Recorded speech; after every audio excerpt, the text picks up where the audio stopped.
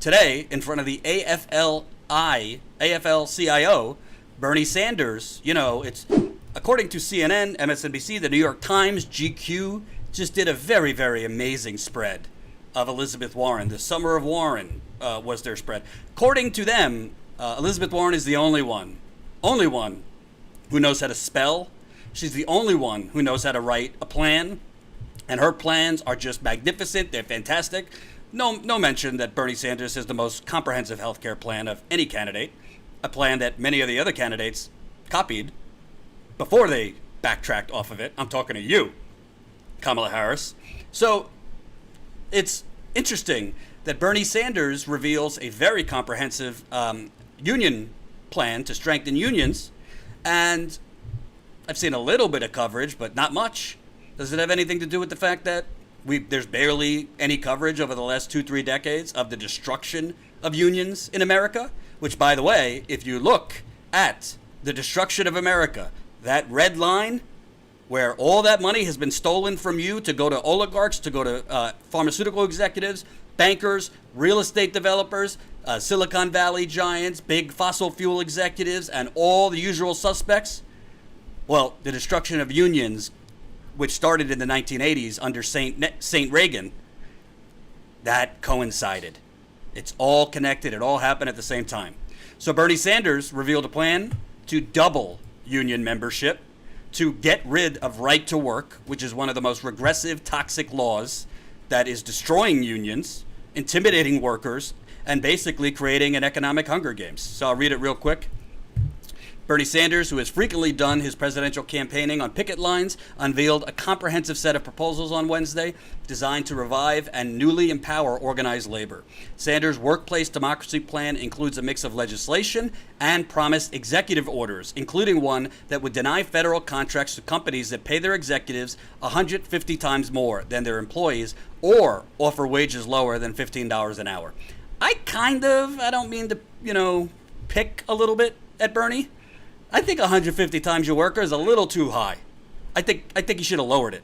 I don't think CEOs should make more than 50 times their workers, in my opinion, and that includes me. Hold me to it. I think that 150 times your worker is still asinine. There is no CEO that I know that is that much more valuable than the means of production, which are the workers. So, not sure I totally agree with Bernie on the number, but I digress. Better than nothing. Sanders has made his support for unions. The Vermont Independent would also push new legislation allowing all federal workers the right to strike and end so-called right-to-work laws. They're not so-called, they are right-to-work laws. Sanders has made support for unions, striking workers, and employees agitating for higher wages at major corporations a central theme of his presidential runs. Since entering the 2020 primary, he has confronted Walmart's corporate leadership at its annual shareholders meeting to ask for an increase in its minimum wage, marched alongside McDonald's workers demanding $15 an hour, and joined healthcare workers protesting the planned closure of a historic Philadelphia hospital, which Status Quo and Jen were on the ground during Bernie's rally there at, I think it was Hahnemann Hospital in Philadelphia, which caters to minority and low-income people. He has also attacked Amazon, blah, blah, blah, blah, blah. We know all this. Corporate America and the billionaire class have been waging a 40-year war against the trade union movement in America that has caused devastating harm to the middle class in terms of lower wages, fewer benefits, and frozen pensions, Sanders said. That war will come to an end when I am president. If we are serious about rebuilding the middle class in America, we've got to rebuild, strengthen, and expand the trade union movement in America. On Wednesday, Sanders, whose campaign says the plan would double union membership during his first term, and other presidential candidates will address the Iowa AFL-CIO. And what Bernie told the Iowa AFL-CIO was, if there's going to be a class war in America, how about the workers win? This is what he told the union today. So Bernie's plan is comprehensive, but you don't hear, Bernie has a plan for that. It's always Warren has a plan for this, Warren has a plan for that. Listen, two things can be true at once. Does Elizabeth Warren have a bunch of nerds in a dimly lit room at her campaign headquarters, working overtime for a plan on everything from how you roll out of bed without hurting your back to how a plan for everything? That's wonderful. We appreciate it. But Bernie Sanders has some plans too. Unfortunately, Bernie Sanders, the corporate media won't cover his plans. You want to know why?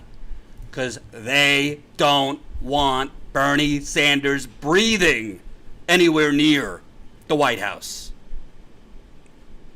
They don't want it. They don't want it. Elizabeth Warren, you take a guess why. They could tolerate a little bit more. And I have seen this up close. We have been out on the road. General Motors laid off 15,000 workers, most of them union members. 15,000 workers a couple months ago. We were on the road covering that. We were on the road interviewing the workers. CNN wasn't. Certainly not. Workers are not only being destroyed, intimidated, taken advantage of by General Motors. Frankly, in some cases, they're being intimidated by their unions. I want to play you this clip. We have a lot of new subscribers, so you might have not seen this, but this is our interview with some auto workers that are in a union from Detroit. We had to black out their face because they were so scared of repercussions, not only from General Motors, but from their union. This is what Bernie Sanders is trying to fix. The taking advantage of the discrimination against workers, and basically the economic hunger games that has been waged against unions and its workers by corporate America. What did they say? Greed is good? Greed is a good thing? Well, this is it, right in your face. This is from when we were out in the field a couple months ago. One thing I think corporations look at, and I know they look at their stockholders. The stockholders operate on quarterly basis. Yes. Show me where we're making profits quarterly. And yeah, they do develop 5-year plans, 10-year plans, but those plans are never in the interest of the workforce and how it's going to affect the worker who's making the profits for them. It only focuses on the profit and the profit margin. And I think that's a flawed way of thinking, because at some point you're going to people who buy these vehicles right now is the workers. It's the blue-collar worker. That's who buys cars majority of the time.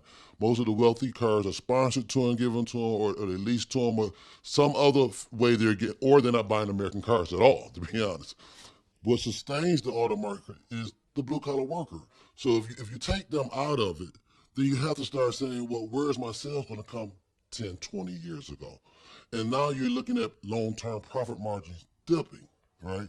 And after you save so much out of eliminating the worker out of it, that's exactly what's going to happen. Instead of looking at quarterly base, I didn't look a little bit further than that, or a little bit more deeper, I should say, on that statement there. By the way, General Motors laid off 15,000 workers after getting a $51 billion bailout from the federal government, after making $8.1 billion in profits in 2018.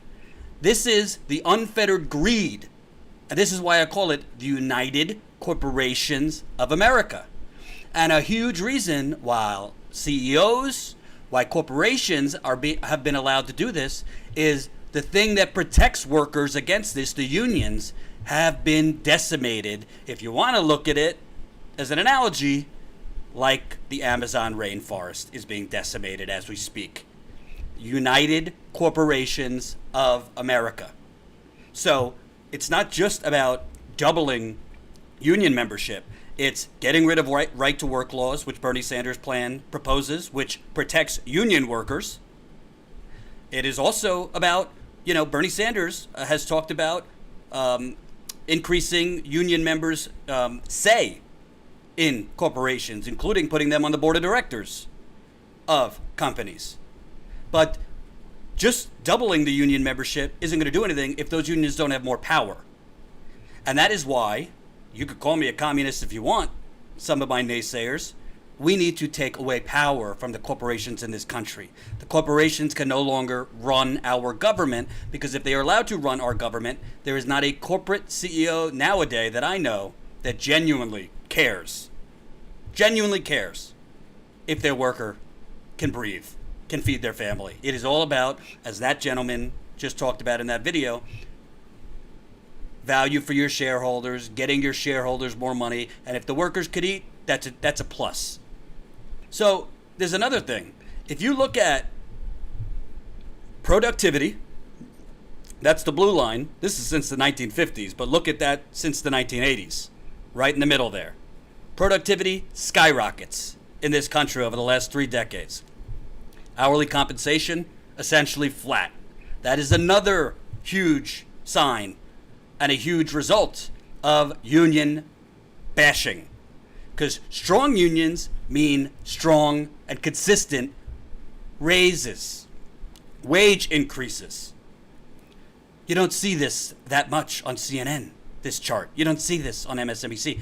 This is the ball game right here. This is the theft. This is the corporations bashing the unions, taking protections away from workers, intimidating workers to the point that many workers are afraid to go to the bathroom too long or they will lose their job. That is why I call this the economic Hunger Games. And Bernie Sanders has called for a federal jobs guarantee. Somebody brought that up. So this is how, wonderful capitalism is. And this is why status quo exists, to put a face to those ugly graphs. That's why we went out to Detroit to interview those workers. If you're a new subscriber, you go to playlists on our homepage, click on playlists, and then click on General Motors. You can see all the interviews we did on the road on that trip. We interviewed auto workers, we interviewed other workers. We did a lot of great stuff there. Hope you enjoyed that last video. Hop on over to statusquo.com where you can sign up for our email list and become a member for as low as $5 to $10 a month. Membership is how we grow. That's statusquo.com/join. And remember, join our email list so we can grow the revolution with you.